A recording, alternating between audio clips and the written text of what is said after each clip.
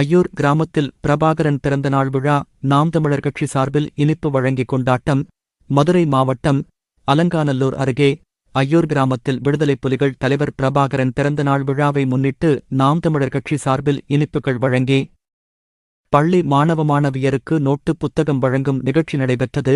இந்த நிகழ்ச்சிக்கு சோழவந்தான் தொகுதி தலைவர் சக்கரபாணி தலைமை வகித்தார். மதுரை மேற்கு மண்டல செயலாளர் திருநாவுக்கரசு, சோழவந்தான் தொகுதி செயலாளர் சங்கிலி முருகன், பொருளாளர் சதீஷ், அலங்காநல்லூர் ஒன்றிய செயலாளர் திருப்பதி ஆகியோர் முன்னிலை வகித்தனர்.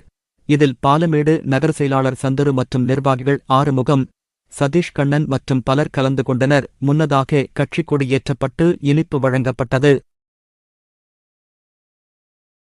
உள்ளூர் செய்திகள் முதல் உலகச் செய்திகள் வரை தெரிந்து கொள்ள மதுரை முரசு சேனலை சப்ஸ்கிரைப் செய்யுங்கள்.